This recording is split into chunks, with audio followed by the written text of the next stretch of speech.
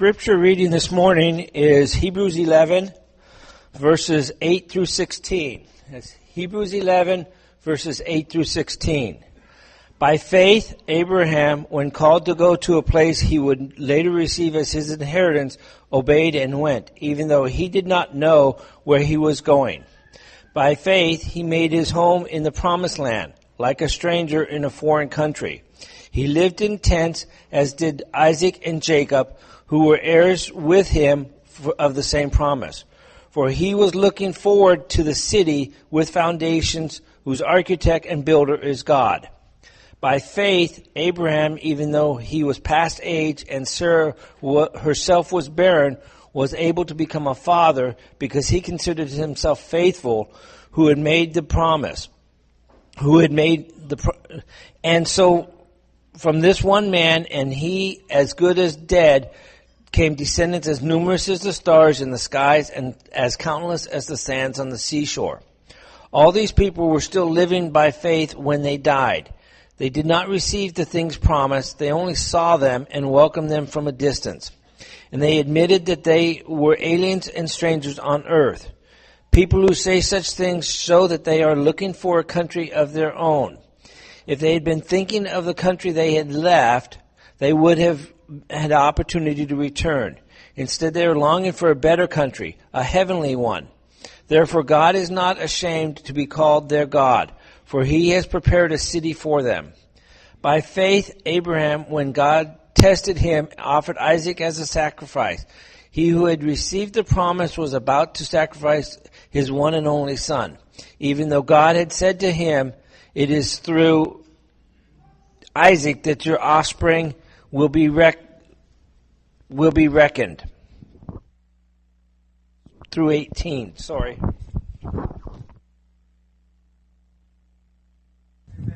Amen. Sometimes you just can't get enough, I know.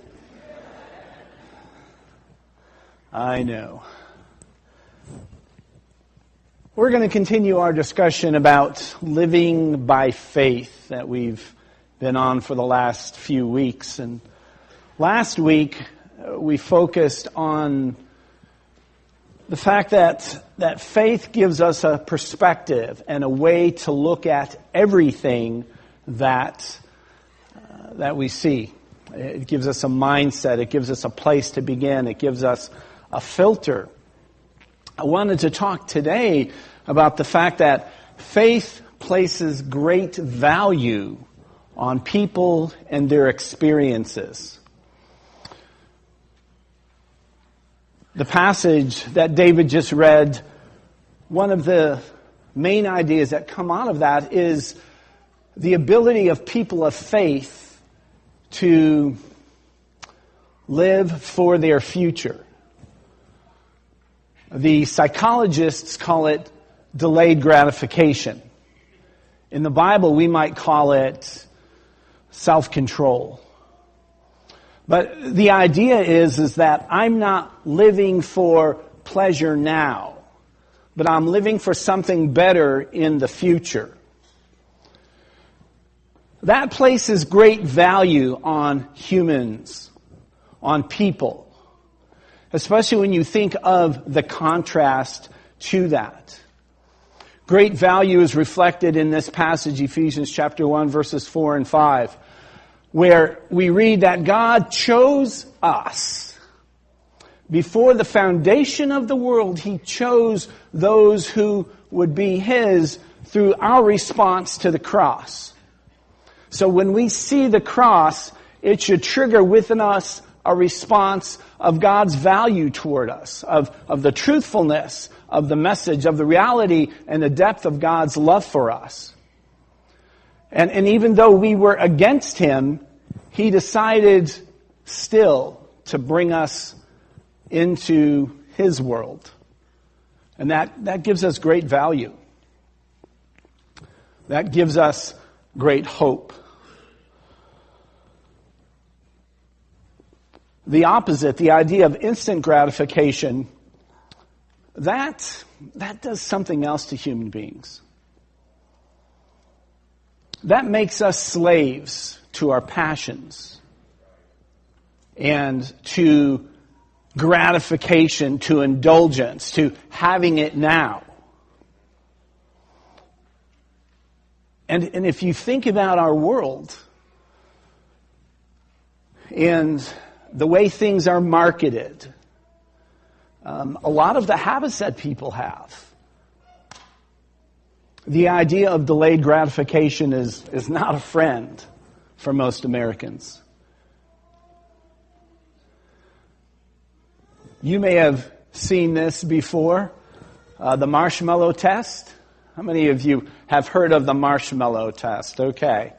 Back in the early 60s, some researchers wanted to see what little kids would do if they were given a marshmallow and said, we're going to leave the room, we're going to go do something, and if you can wait to eat that marshmallow until we come back in the room, we'll give you 2.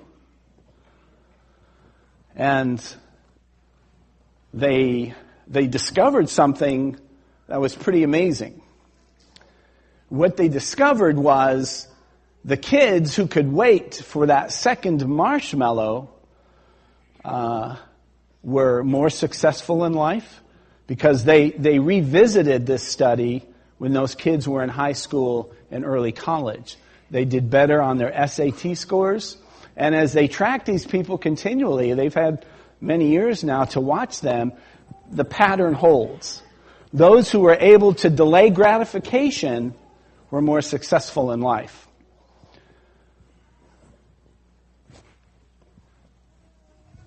Now, I love this sequence of pictures because it's almost like I'm seeing myself.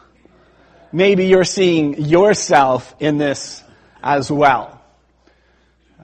The first picture, he's got that look on his face, like, what am I supposed to be doing?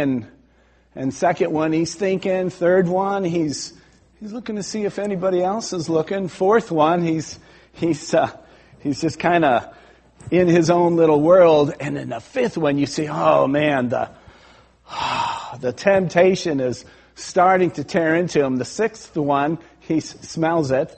Look at down on the next one, on the seventh one. He's hiding it with his hand. Have you ever done that? Not with a marshmallow necessarily, but just with something else. You don't want people to see what you're really up to. Number 8, he smells it. And number 9, it's gone.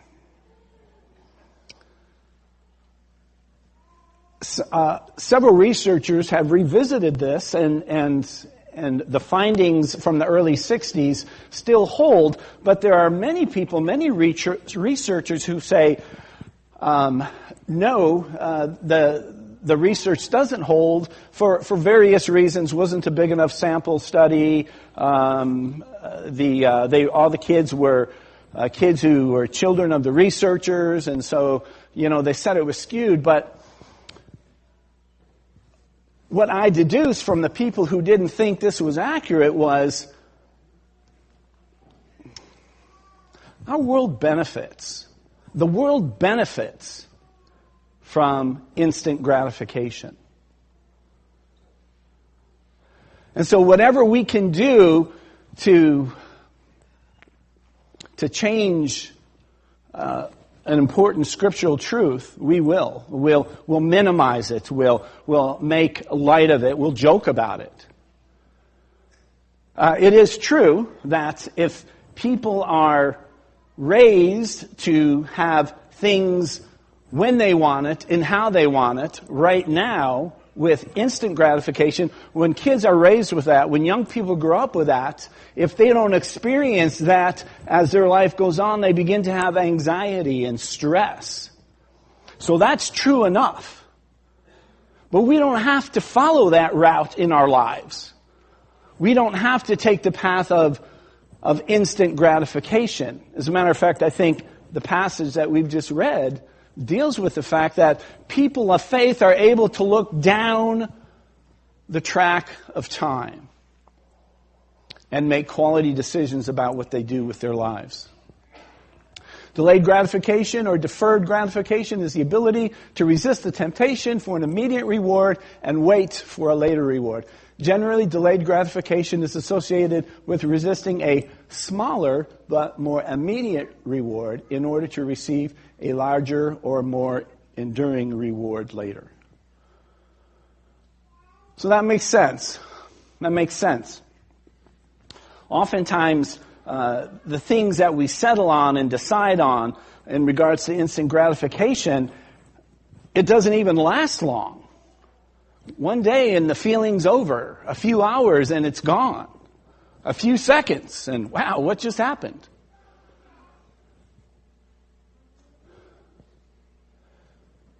And I would say that there's just as much stress related to people who can't have what they want now, as and the struggles as those who when you have what you want, there's just as much stress in both of those circumstances. There's stress if you get what you want, and there's stress if you don't get what you want.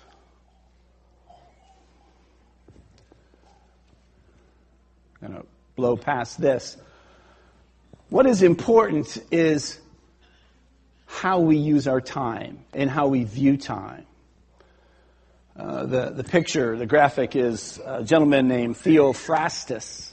I'm sure you've heard of Theophrastus. But he was a disciple of Aristotle. He was known as the father of botany. And he, as a philosopher, he understood the value of time and the importance of how people use their time. And the importance of developing the long view when it comes to our time. See, we think we have to have it now or we're going to miss out on something. As a parent, oftentimes, I would say, you need to obey me now, as if the whole world's going to fall apart if this action isn't taken. And then I become angry because they're not doing what I say. Having a long view and developing patterns of behavior is much more important than kids obeying us instantly. Now, that's a tempered statement. But oftentimes we err more on the side of harshness and being critical than we do allowing our kids to grow in their time. We put a false standard on how they're supposed to be. Does that make sense? And it deals with this concept of delayed gratification. Time is our friend. If we are humble and optimistic and positive people, as we're called to be, time becomes our friend. A couple of things that Theophrastus said. He said, time is the most valuable thing a person can spend. It's true, isn't it? He also said something that may be disconcerting if your hopes are built around the things of this world. He said this, he said, we die just when we are beginning to live. And I think that's true, but that's not a bad thing.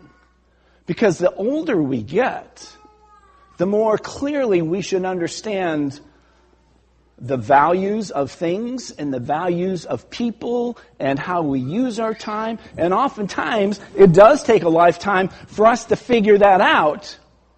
But as a follower of Christ, that's not a problem. Why?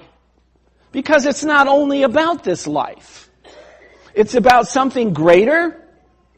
It's about a reward that outshines anything that you will receive in this life. Jim said it this morning in his talk before communion. Everything is temporary.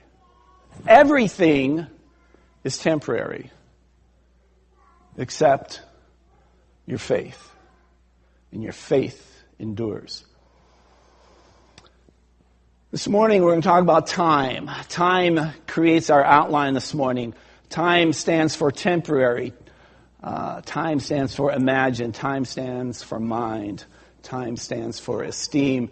And I think we can see all these points as they relate to delayed gratification and the example of the people that are talked about in the passage that David read to us this morning. So we'll get right into it. Temporary. How many times have we been reminded of the fact that life really is too short? Even if you live into old age, it is too short. And oftentimes when someone leaves us, even if they've had a long life, we're not ready for them to go. It seems like they shouldn't go. It seems like they should be there for as long as we need them to be there. But James reminds us that everything is temporary. Life is a mist. Life is a mist. When I woke up this morning, there were clouds in the sky. May still be there, but I think they're going to burn away. And later on in the day, and I know tomorrow and next week, I've heard for the camp, it's going to be kind of warm out there. Pity the people in the kitchen, don't we? Yes. The mist, the clouds are there, but they dissolve quickly, and the sun will come out. Fog doesn't last forever. It lifts up. It's temporary. And that's what James tries to tell us about life, that it is temporary.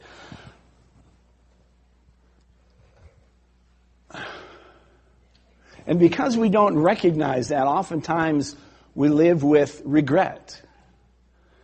Maybe thinking we've made the wrong decision. Maybe thinking that we've done the wrong thing. I wish I would have done this or accomplished that. But we do only have so much time. And if I understand that, then I don't have to worry about regret because I'm trying to make the most of my time. I'm trying to do the best with what I have right now because I know everything is temporary. And then also, if I understand that, then that begins to, I guess, define the things I do. If I've only got so much time, the things I do need to be worthy of that time. What I have to offer is very valuable. If I accept the premise that faith reveals the value of humans, of people, then what I do is valuable too. Every moment of my time is valuable. And so am I going to waste it on things that promise but don't fulfill? Am I going to give my life to something that when I'm done, I will have regret? Or when I'm done, can I say, I've done the best with what I have? I've made the most of this temporary period of time that I will be alive. And that's what the writer says in verse 10, or beginning in verse 8. It says, by faith when Abraham was called, he obeyed and went out to a place he was going to receive as an inheritance. Went out not knowing where he was going. He must have had some idea in mind. And we're going to talk about that in a minute, but he went because he knew, even a long time ago, thousands and thousands of years ago, the human condition was still the same. They still suffered. They struggled with time. They felt like it should be longer. And if God tells me to go, and this is where my hope is, wherever it is I'm going to go. Wherever it is He's telling me to go, even though I don't know about it, I'm going to go. And the writer carries on that idea. By faith, he stayed as a foreigner in the land of promise, living in tents with Isaac and Jacob, co-heirs of the same promise, for he was looking forward to the city that has foundations, whose architect and builder is God. See, he was looking to something that was more significant, more substantial. And he was okay to live in a way that we would define as temporary, living in a tent, moving around. He wasn't a citizen of anything except the kingdom of God. And that's what he was looking forward to. He knew whatever happens in this life, it's only temporary. He was looking forward to something greater. The I in time is for imagine.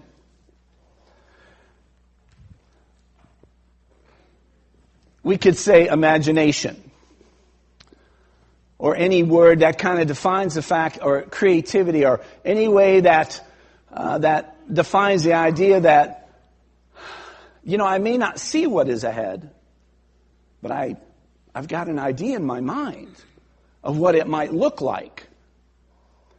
And from the example of Sarah was old, 100 years old. That's pretty old to have a baby, don't you think? And the passage tells us she was unable to have a baby. She was barren. She never had that. Do you think she could imagine in her mind what that was like? Do you think she could picture herself in the quiet morning holding that baby to her chest and smelling the baby, the babiness? Not the diaper, the other part of the good smelling baby smell. You know what I'm talking about there. And the intimacy, the closeness, the love, the warmth. She could feel and see all of that. And though she, when she heard the angel talking about it, that she was going to have a child, she kind of laughed, like who wouldn't? But I don't think she disbelieved. I think she had in her mind an image of what this was going to look like, what it was going to be. I think Abraham had the same idea. And we should be able to develop in our minds not only something of what eternity or heaven might be like, but what does my life look like as a faithful follower of Christ? What does that look like in your mind? What do you picture in your mind? What do you imagine that to look like? The wanderers, though they wandered around, they still had a place that they could belong. My wife asked me just 20 minutes ago, maybe 30 minutes ago, sometimes people don't feel like they belong to this group. What can we do about that? I want to encourage you to imagine what your place looks like in this family of faith. If I feel like I don't belong, and this has been my experience, yours might be different, but in the times I felt like I didn't belong, it wasn't necessarily because of the people. It was mostly because of me and the things that I did have in my mind. I had ideas of loneliness, isolation. Did anybody think it was cool when you were in high school to be a loner? Raise your hand if you thought it was cool to be a loner. All right, you're not in high school yet. Or maybe things have changed. I don't know. Nobody wants to admit that one? Oh, I thought it was cool to be a loner. You're not in high school. I thought it was cool to be a loner. And if I felt like I didn't belong in any place, whose fault was it? Did you think that's weird? Because everybody wants to belong, right? We do. But what am I imagining that looks like? What am I imagining my life looks like? The M in time stands for mind, and that's really where this second point is going. Where does your thinking take you?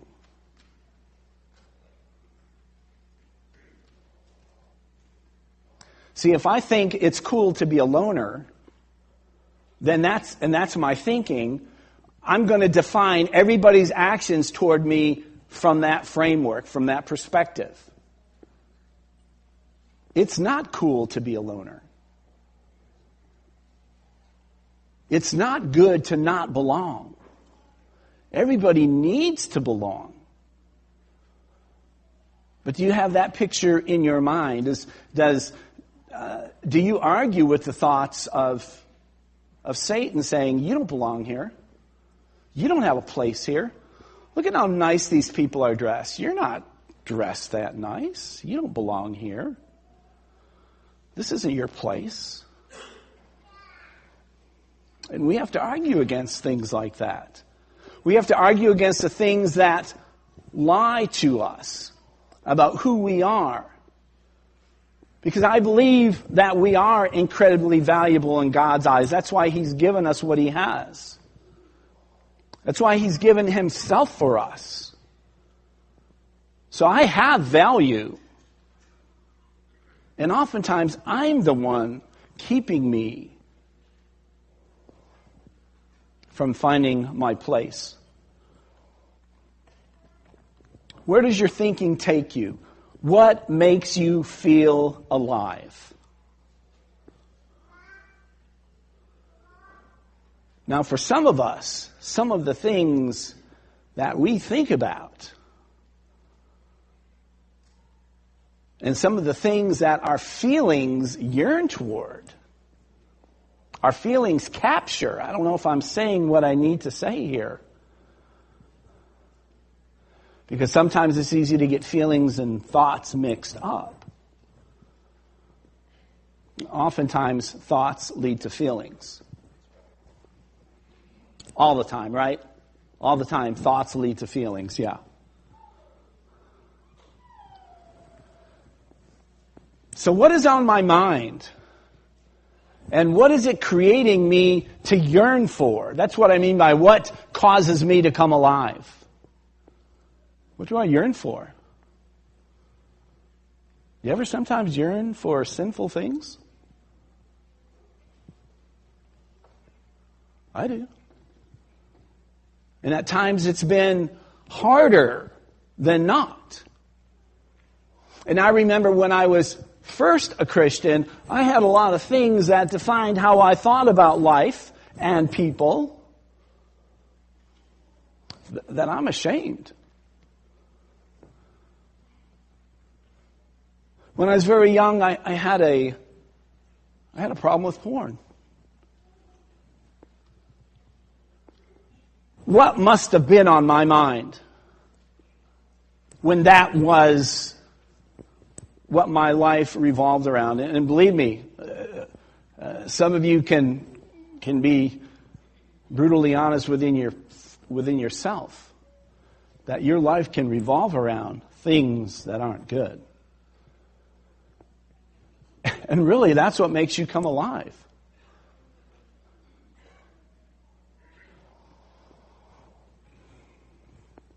And here's a hint. If there's something that you're struggling with in regards to sin, or maybe just something else that might be just a non-productive use of your time, if you find yourself involved in things like that, that's what makes you come alive.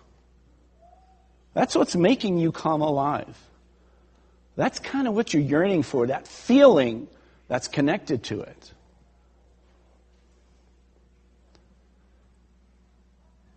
Why? Some of the stuff provides instant gratification.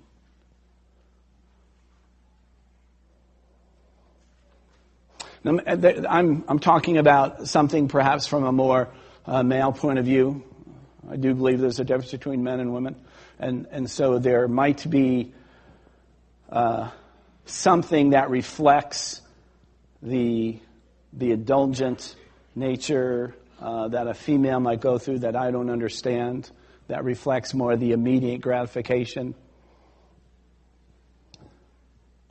And the things I'm talking about may not even connect to you, but there's probably something, because you live in a culture that is driven by instant gratification.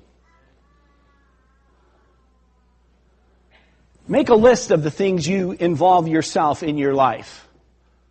A complete list.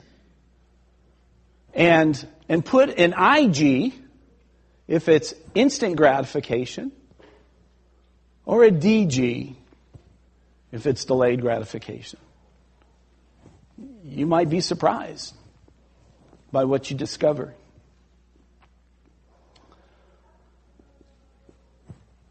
The E stands for esteem.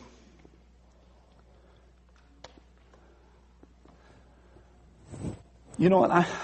Before I move through this, I want to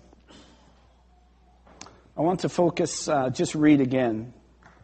So I'm just not making this up. Verse 13.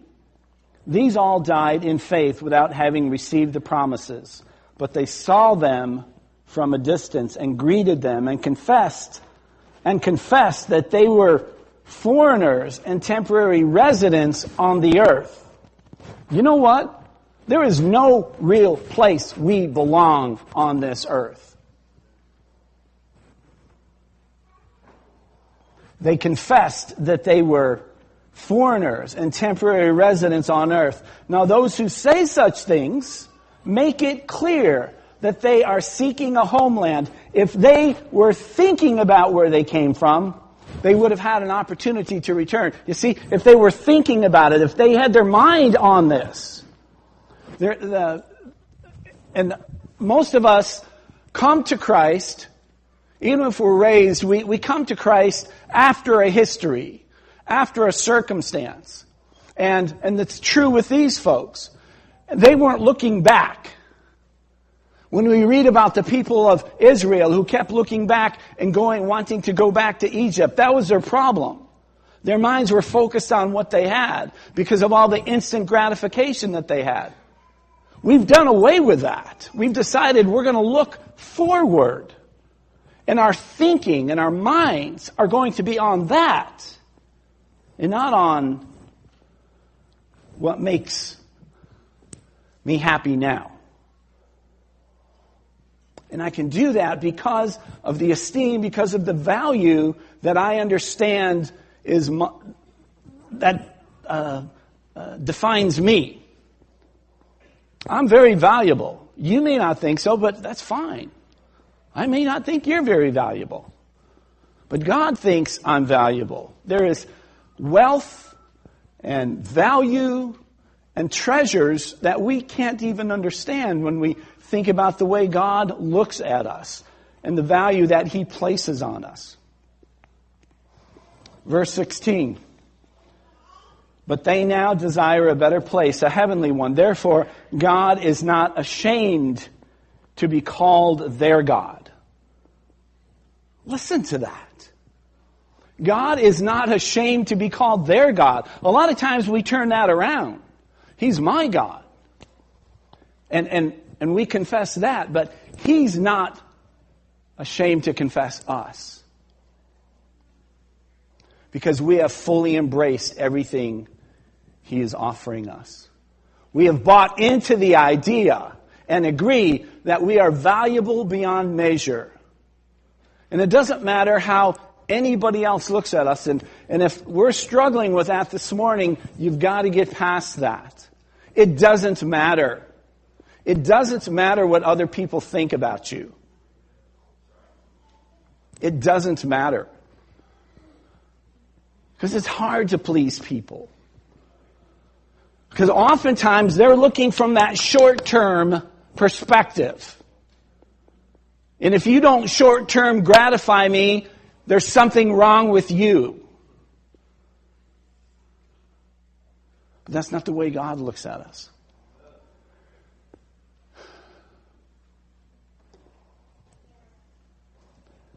A couple of verses I want to focus on as we close this morning.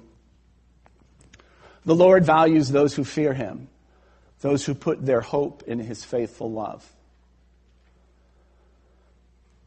See, notice it doesn't say those who put their hope in their abilities and all their talents and all their connections and all their people. It doesn't say that. You know, we love each other. because we are valued. And that just makes sense. It's not self-centered, it's not selfish, it's not distorted. I love you because I am loved. You didn't deserve anything for that, for me to love you. I love you and care about you because I'm loved and cared for. And that's how it becomes reciprocal. We don't get caught up on the instant gratification lies of our society. We look at something deeper.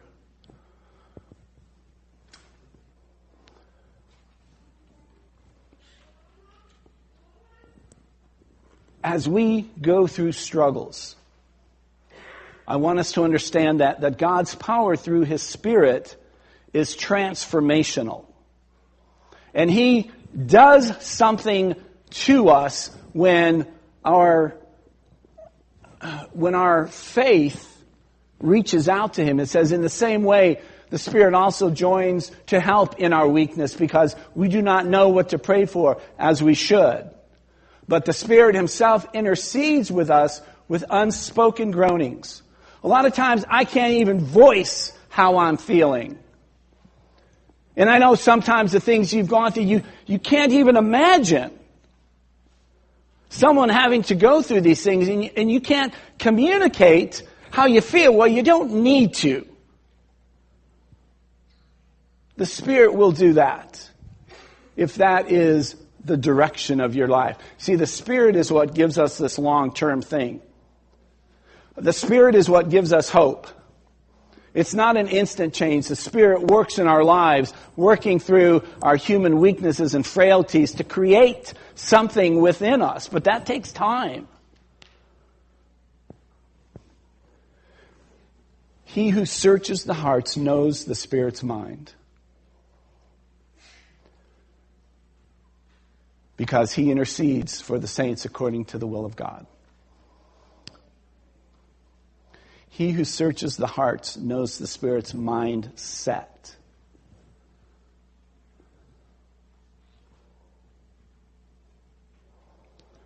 And that tells us that there is a subjective comfort and peace that God gives us. But there's also truth, solutions, perspectives, things that I can put into practice to physically change my circumstance as the Spirit is prompting and leading and guiding. And then the third passage, how joyful is the one whose transgression is forgiven, whose sin is covered.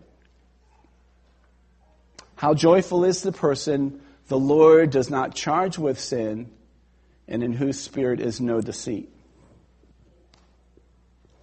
I think this passage is an equalizer. And I really think that's what the Spirit is all about. The Spirit makes us all amazing because it's God's Spirit within us. That's what makes us who we are. And we may get into the instant gratification comparison game of like who's the better Christian or whatever. Or you may think, well, I know it isn't to me because of the things that I struggle with. I'm not that super Christian. But none of what we've talked about today has anything to do with super Christian status. Are you genuinely trying to seek the Father? That's the main question. And if you are, you're in the right place. You're on track. You're where you need to be. Now, if there's deceit, you need to deal with that. I can't call that. You know what's inside your heart. And sometimes people who say, I don't feel like I belong, is because there's some duplicity in their heart. And that's what we need to deal with. God calls us to live truthful, focused, authentic lives of faith. Because I understand my value, I am looking ahead. I wanted to close with this.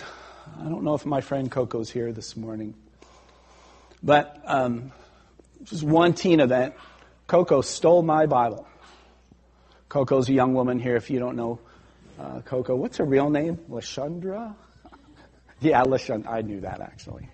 I knew that. When she was in the teen group, she took my Bible and she wrote this. And one day I just found it. And I thought, she gets it. And that doesn't mean Coco's perfect. But when you read those words, you understand that she gets what we're talking about here.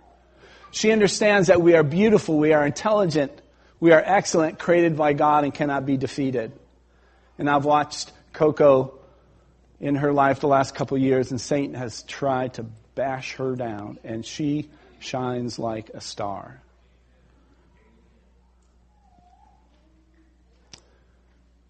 She is an amazing example to all of us because she gets this basic truth of her value.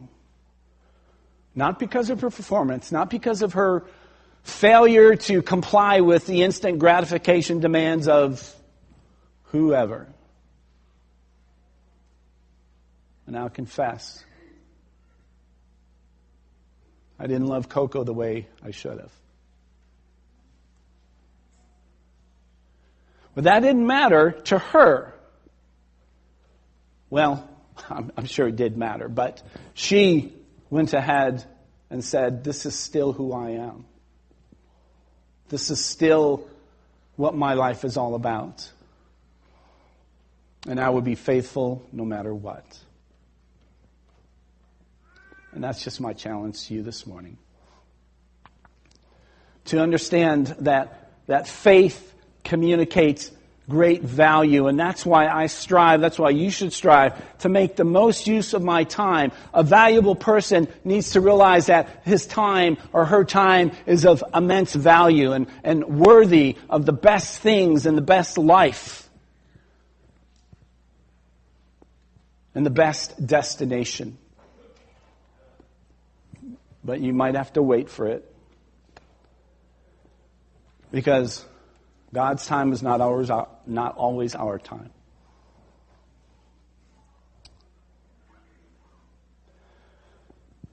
This morning, our shepherds will be in the back of the building, and if this brings up something that you want to pray about this morning, they will be there. I pray you'll focus on the high view that God has about your life.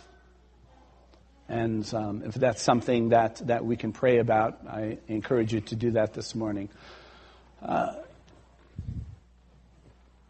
I also want to encourage you, if you've been thinking about being baptized,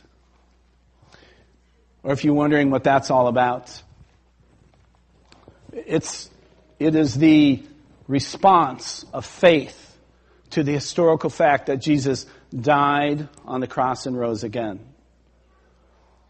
And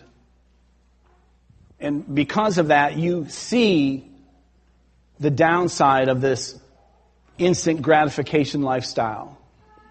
And you want the delayed gratification. But it begins when you take that first step. And that's what baptism is, that first step.